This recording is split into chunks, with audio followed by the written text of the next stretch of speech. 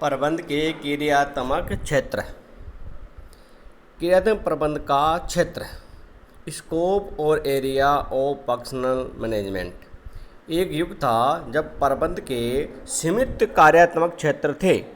आधुनिक प्रबंध के पिता हेनरी फ्योल ने व्यावसायिक उपक्रम के कार्यों को निम्नलिखित 6 भागों में बांटकर प्रबंध के प्रमुख क्रियात्मक क्षेत्रों का उल्लेख किया था।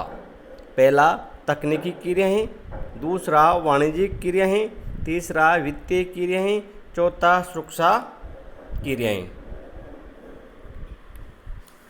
पांचवा लेखांकन क्रियाएं तथा छठा प्रशासकीय क्रियाएं। फ्योल द्वारा बताई गई छठे वर्ग की क्रियाओं को हम सामान्य प्रबंधकीय क्रियाएं कह सकते हैं, जो प्रबंध के क्रियात्मक क्षेत्र से बाहर की है। किंतु प्रथम 5 क्रियाएं निश्चित रूप से एक उपक्रम के क्रियात्मक प्रबंध की क्रियाओं को स्पष्ट करती है। समय के साथ इन क्रियात्मक क्षेत्रों की संख्या एवं नामकरण में भी परिवर्तन हुआ है। वर्तमान में प्रबंध के क्रियात्मक क्षेत्रों को निम्नलिखित 2 वर्गों में बांटकर अध्ययन कर सकते हैं। पहला व्यावसायिक प्रबंध के क्रियात्मक क्षेत्र तथा दूसरा गैर व्यावसायिक प्रबंध के क्रियात्मक क्षेत्र। व्यावसायिक प्रबंध के क्रियात्मक क्षेत्र। व्यावसायिक प्रबंध के कई क्रियात्मक क्षेत्र हैं। हम यहाँ कुछ प्रमुख क्षेत्रों का वर्णन कर रहे हैं। पहला उत्पादन प्रबंध, प्रोडक्शन मैनेजमेंट। उत्पादन प्रबंध संपूर्ण प्रबंध का वह क्षेत्र या भाग है जो माल या सेवाओं के उत्पादन की व्यवस्था करता है। ये उन क्रियाओं का क्षेत्र है जहाँ पर कच्चे माल का रूपांतरण कर उसमें रूप उपयोगिता का सृजन किया जाता है ताकि उसे समाज के लिए उपयोगी बनाया जा सके।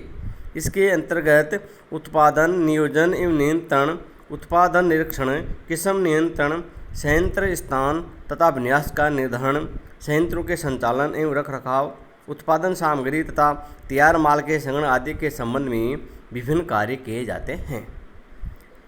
कुशल उत्पादन प्रबंध के परिणाम स्वरूप ही निर्धारित प्रकार तथा किस्म के माल का यथासमय न्यूनतम लागत पर उत्पादन किया जा सकता है।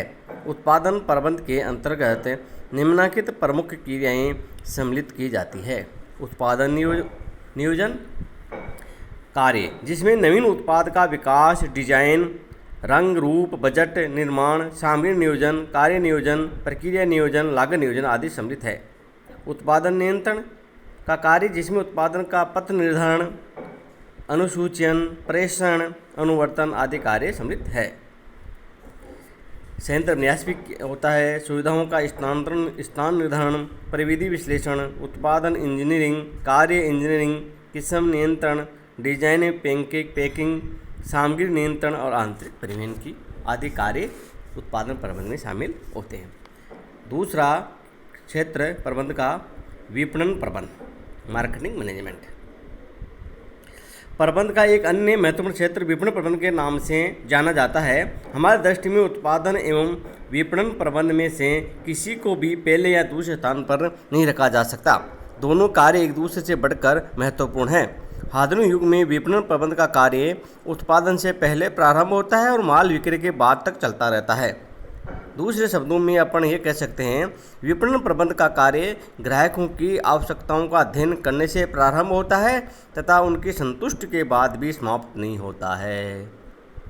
वस्तुतः विपणन प्रबंध संपूर्ण प्रबंध की वह शाखा है जिसके अंतर्गत ग्राहकों की आवश्यकताओं का अध्ययन किया जाता है तथा उनकी संतुष्टि के लिए विपणन कार्यक्रमों का विश्लेषण, नियोजन, क्रियान्वयन एवं नियंत्रण किया जाता है।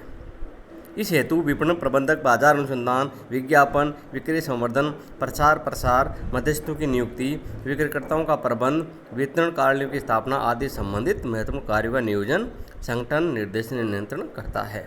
तीसरा सामग्री प्रबंध या क्रय प्रबंध, मटेरियल्स और परचेज मैनेजमेंट। सामग्री या क्रय प्रबंध संस्था का महत्वपूर्ण कार्य है।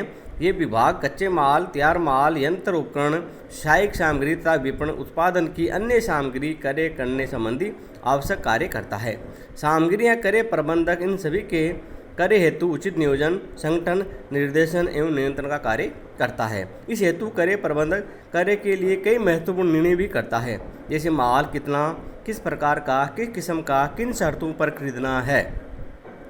क्रय प्रबंधक वस्तुओं की उपलब्धता तथा मूल्यों की जानकारी करता है। वह समय समय पर टेंडर आदि भी आमंत्रित करता है। माल क्रय करने के साथ साथ क्रय प्रबंधक सामग्री नियंत्रण एवं भंडारण की व्यवस्था का कार्य भी करता है। कार्य प्रबंधक सामान्य रूप से हदी प्राप्ति संबंधी क्रियाएं करता है, संग्रहण संबंधी कार्य करता है और सामग्री नियंत्रण का कार्य भी करता है। चौथा, वित्तीय प्रबंध, फाइनेंशियल मैनेजमेंट। वित्त व्यवसाय का जीवन तत्व होता है, अतः प्रत्येक संस्था में वित्तीय प्रबंध की भूमिका अत्यंत महत्वपूर्ण होती है। वित्तीय प्रबंधक संस्था के वित्तीय कार्यों का नियोजन, संगठन, निर्देशन एवं नियंत्रण करता है। ये संस्था की वित्तीय आवश्यकताओं का पूर्वानुमान करता है। ये कोषों के स्रोतों को निर्धारित करने तथा उनका आवंटन करने का महत्वपूर्ण कार्य भी करता है। नेक्स्ट, सेवावर्गीय प्रबंध, पर्सनल मैनेजमेंट। आजकल प्रबंध के इस क्षेत्र को मानव संसाधन प्रबंध, ह्यूमन रिसोर्स मैनेजमेंट के नाम से भी जाना जाता है। सेवावर्गीय प्रबंध संस्था के प्रबंध का वह भाग है जो संस्था के कर्मचारियों से संबंधित कार्यों का नियोजन, संगठन, निर्देशन एवं नियंत्रण करता है। ये सबसे महत्वपूर्ण प्रबंध का क्षेत्र है, क्योंकि ये सजीव लोगों के कार्यों का प्रबंध करता है। बाकी सब निर्जीव कार्य है। ये कार्य अगर ये सजीव पक्ष होता मानव, और मानव सजीव पक्ष होने के नाते वो अन्य कार्यों को, सभी कार्यों को संपन्न करता है, तो इस क्षेत्र पर अधिक ध्यान दिया जाता है। नेक्स्ट, शोध एवं विकास प्रबंध, रिसर्च एंड डेवलपमेंट मैनेजमेंट। शोध एवं विकास प्रबंध संस्था के वातावरण में हो रहे परिवर्तनों के प्रभावों का अध्ययन करने एवं उनसे निपटने के लिए उपाय खोजने संबंधी कार्यों का नियोजन, संगठन, निर्देशन करता है। वस्तुतः व्यवसायिक संस्था के आर्थिक, सामाजिक, सांस्कृतिक, राजनीतिक, वैधानिक, तकनीकी आदि वातावरण के घटकों में निरंतर परिवर्तन हो रहा है। इन परिवर्तनों के बीच संस्था के अस्तित्व के लिए ही नहीं, अपितु प्रतिस्पर्धा में संस्था का अग्रणी स्थान बनाए रखने के लिए भी शोध एवं विकास कार्य अनिवार्य हैं। नेक्स्ट, कार्यालय प्रबंध, ऑफिस मैनेजमेंट। ये ठीक ही कहा गया है कि कार्यालय का संस्था में वही स्थान है जो घड़ी में मुख्य कमाने का। अतएव कार्यालय प्रबंध संस्था के संपूर्ण प्रबंध के लिए प्राथमिक अनिवार्यता है। कार्यालय प्रबंध एक और संस्था के लिए आवश्यक सूचनाएं एकत्रित करता है, उन्हें व्यवस्थित करता है, उनके अभिलेख रखता है और दूसरी ओर मांगने पर सभी विभागों को आवश्यक सूचनाएं तथा आंकड़े उपलब्ध करता है। वह संस्था के बाह्य व आंतरिक संसार से समन्वय का महत्वपूर्ण केंद्र है। कार्यालय प्रबंध कार्यालय संबंधी कार्यों का नियोजन, संगठन, निर्देशन एवं नियंत्रण करता है।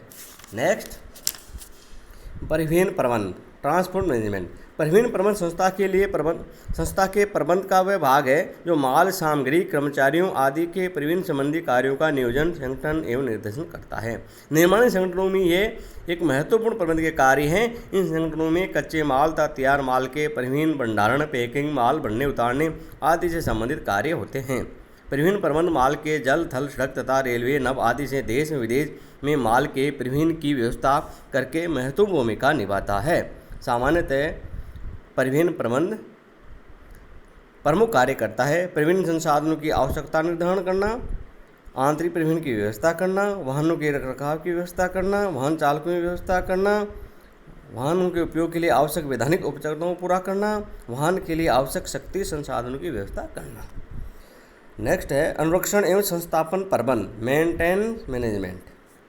अनुरक्षण प्रबंध संस्था के संयंत्रों, मशीनों, उपकरणों, कारखानों के परिसीमाओं, संपत्तियों आदि के रखरखाव से संबंधित कार्यों के नियोजन, संगठन, निर्देशन और नियंत्रण के लिए उत्तरदायी होता है। इस विभाग का कार्य किसी एक विभाग तक सीमित नहीं बल्कि सभी विभागों में व्याप्त है। अनुरक्षण का यहाँ संस्थापन प्रबंध सामान्यतः निम्नलिखित प्रमुख कार्य करता है। आवश्यक मानव संसाधन की व्यवस्था करना, जिसमें मैकेनिक, विद्युतकर्मी, पेंटर, खाती, कारीगर, बेलदार आदि प्रमुख होते हैं। संपत्तियों की मरम्मत, रखरखाव में पुनर्स्थापना आदि के लिए आवश्यक सामग्री इकट्ठे करना।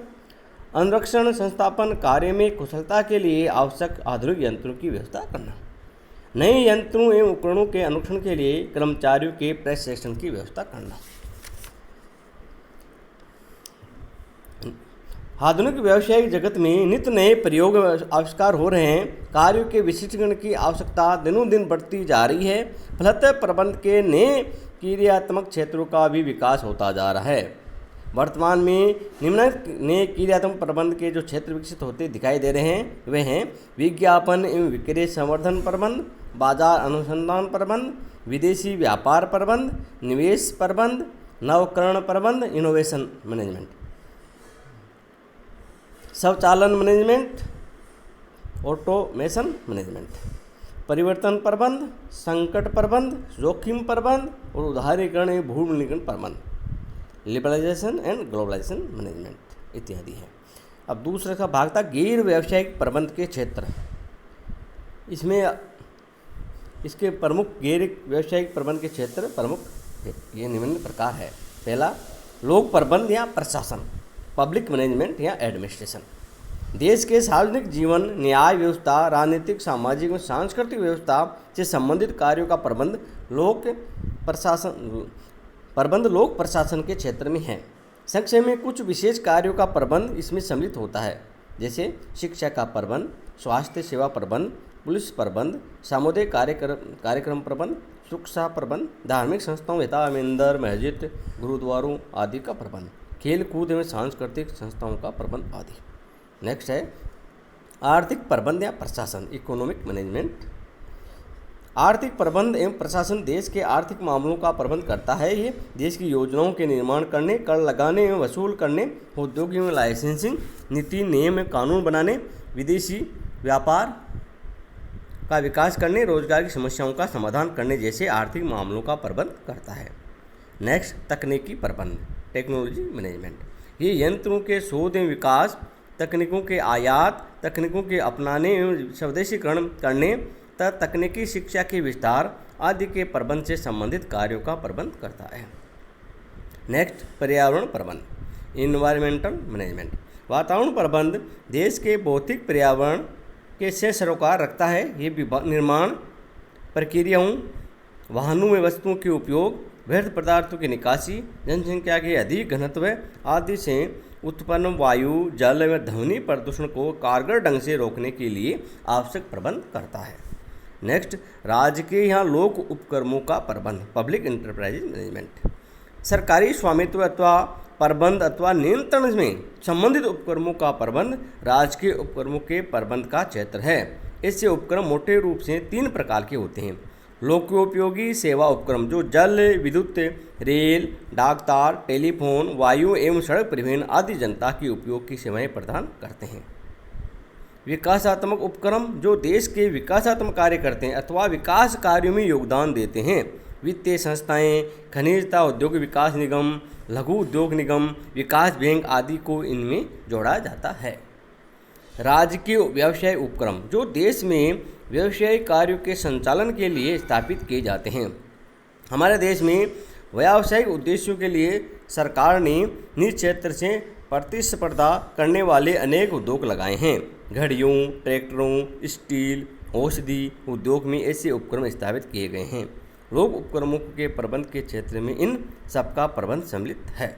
नेक्स्ट, सहकारी प्रबंध, कोऑपरेटिव मैनेजमेंट। सहकारी संस्थाओं तथा उनके विकास एवं नियमन के लिए स्थापित संस्थाओं के प्रबंध से संबंधित क्षेत्र को सहकारी प्रबंध कहते हैं। नेक्स्ट, गृह प्रबंध, होम मैनेजमेंट। गृह प्रबंध का वह क्षेत्र है जो घरों के प्रबंध से सरोकार रखता है। ये घर के विभिन्न पहलुओं यथा रसोई, बेडरूम, ड्राइंग रूम की व्यवस्था, रखरखाव एवं सजावट आदि का प्रबंध करता है। उपयुक्त विवरण से स्पष्ट है कि क्रियात्मक प्रबंध के अनेक क्षेत्र हैं। इसका क्षेत्र अत्यंत व्यापक है। इस क्षेत्रों में से कुछ प्रमुख क्रियात्मक प्रबंध के क्षेत्र विवेचना हमने की है। धन्यवाद।